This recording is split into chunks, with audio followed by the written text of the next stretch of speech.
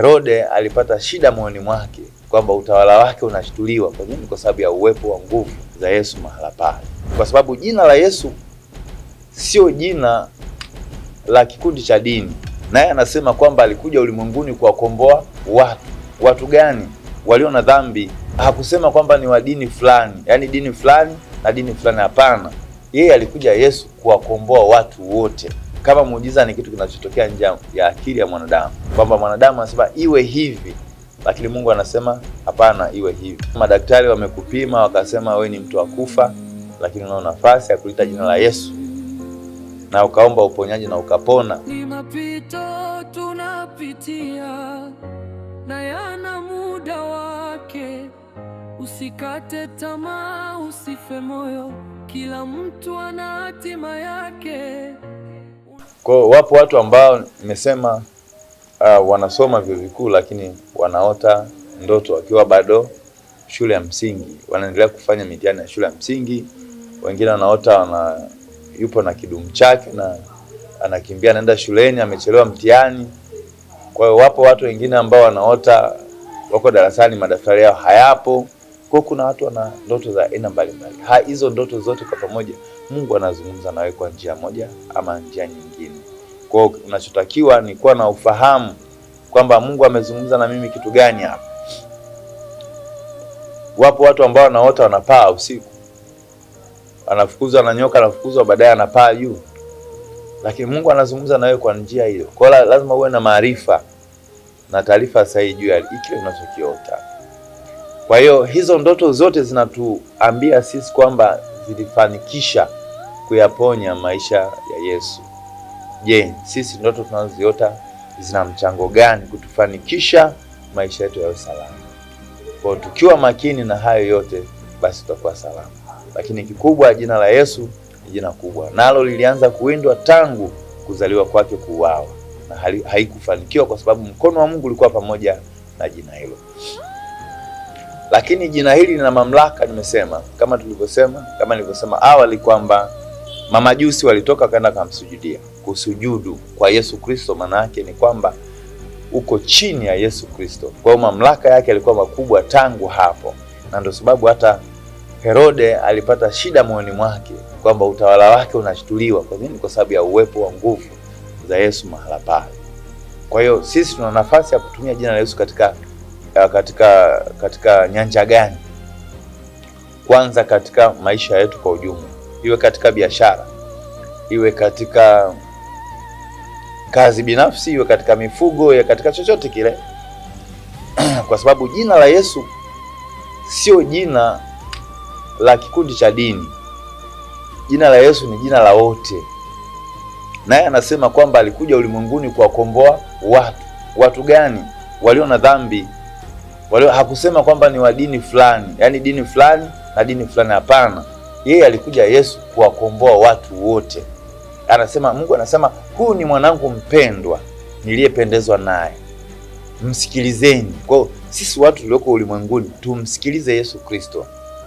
Kwa hiyo hakubagua kwamba awe wa huyu awe ni wa wote.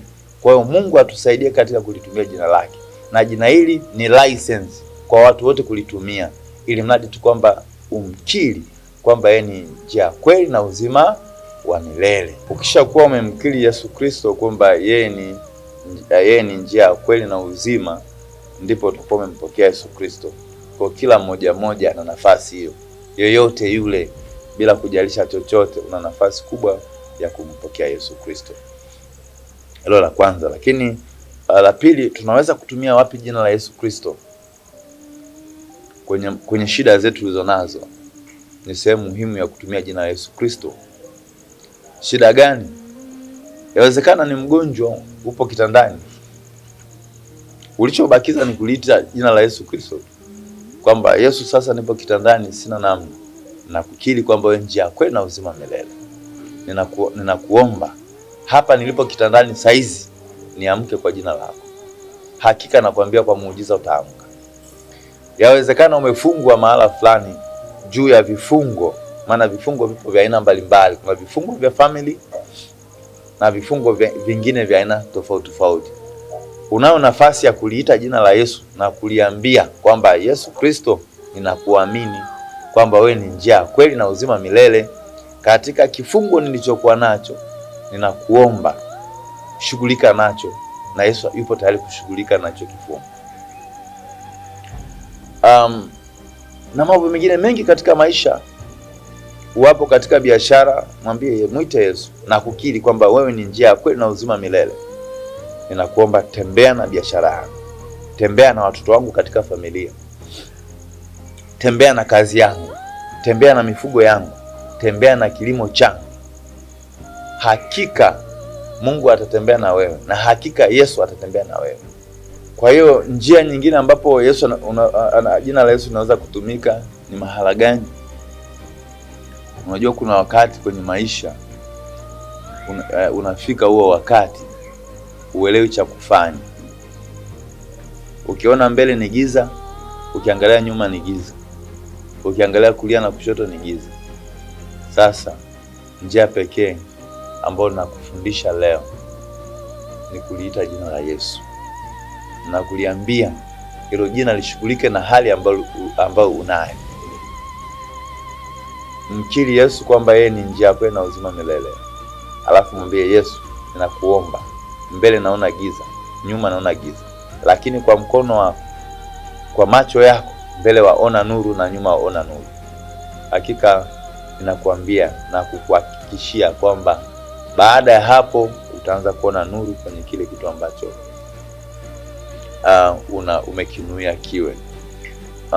Tunapozungumza Yesu, maana yake ni muujiza. Yesu pekee ni muujiza. Muujiza ni kitu kinachotokea nje ya uwezo wa akili ya mwanadamu.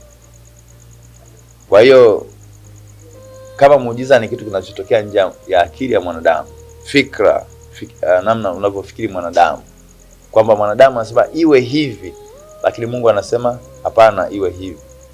Inawezekana madaktari wamekupima wakasema wewe ni mtu wa kufa, lakini una nafasi ya kuliita jina la Yesu na ukaomba uponyaji na ukapona. Tuna shuhuda nyingi tu. Watu wanapona kansa, watu wanapona kisukari, watu wanapona pressure, ugonjwa wa moyo. Watu wanapona bila shida aina yoyote.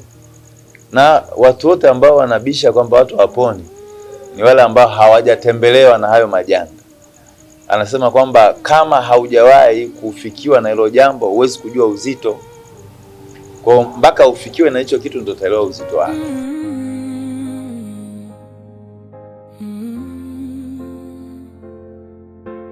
Ni mapito tunapitia na yana muda wake.